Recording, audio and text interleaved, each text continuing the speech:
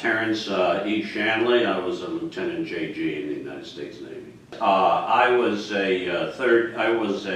in Columbia Law School in New York City when the Vietnam War was going on. During my third year in law school, I had to do some military service. It was obvious, I was going to be drafted.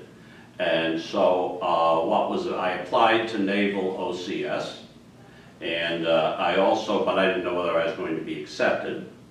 And so I joined an Army Reserve unit in upstate New York, which was a hospital unit, which would have meant 6 months active duty and then 5.5 years of reserve duty.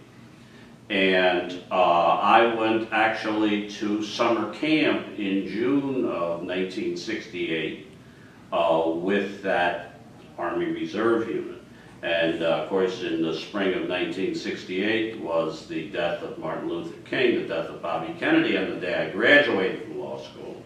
And the Columbia University campus was completely shut down by the New York City Police Department because Students for a Democratic Society and the New York City, and particularly Columbia University, was in an anti-war turmoil, as everyone knows.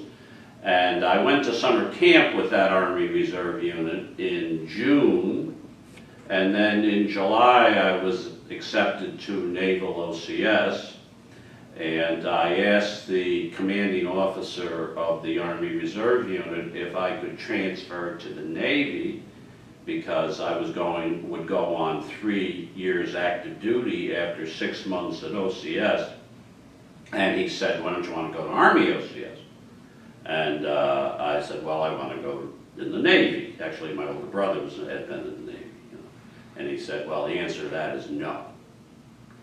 And so, given the fact that I was based in New York City studying for the bar exam, I went down to the Army headquarters down in Lower Manhattan and started looking up inter-service transfers. And an Army major came by and said, "What are you looking for?" "What are you looking at?" And I said, "I'm looking at inter-service transfers." He said, "Would you be willing to?" He said, "You'll go on active duty for 3 years?" And I said, "I will." So I said, "I thought the idea is to get people to go on active duty." He said, "Well, then would you enlist in the Navy tomorrow?" I said, "Yes, I would." So he said, "Well, then you go out to 2nd Army headquarters, which is out on Governor's Island in New York City, and they'll take care of it." He said, "I'll call them, they'll take care of it." And I said, "What about my unit?" He said, "I'll let them know." So I transferred. They just discharged me from the Army conditional upon me enlisting in the Navy, and I reported to Naval OCS in October of 1968. And I graduated from Naval OCS in April of 1969. I could have gone into Navy JAG, which 4 or 5 of my classmates from law school did. And that meant 6 months, not at OCS, but 6 months of JAG school in Newport, Rhode Island, and then a 4-year commission. So you're talking 54 months. That's a long time. And to tell you the truth, I'd been a student through college and law school. I don't know that I really wasn't interested in going to Navy JAG school, and I really didn't want to serve as a military lawyer for 4 years. I wasn't particularly interested in that. And so I thought if I was going to serve in the Navy, which I was, that I would serve as a line officer, which I did. And so it was, and I found that very rewarding. It was a change from the academic world that I'd been in.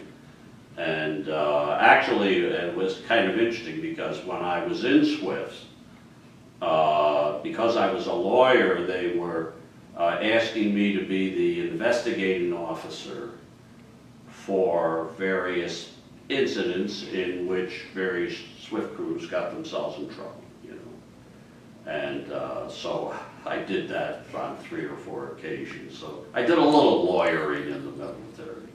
And while in Naval OCS, I volunteered for SWIFT boats. I had a challenge of it.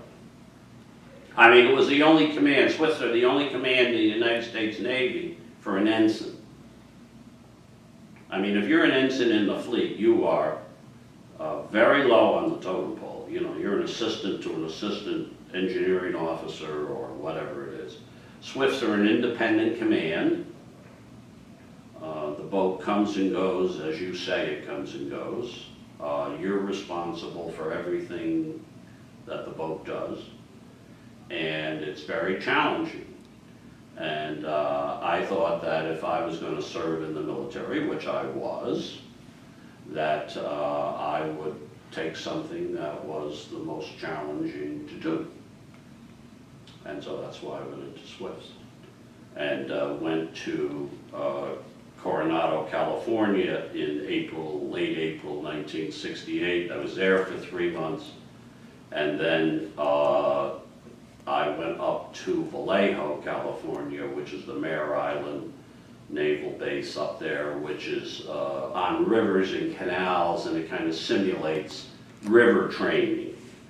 And we had SEER training, which is survival, escape, rescue, and evasion, up in Washington for a week.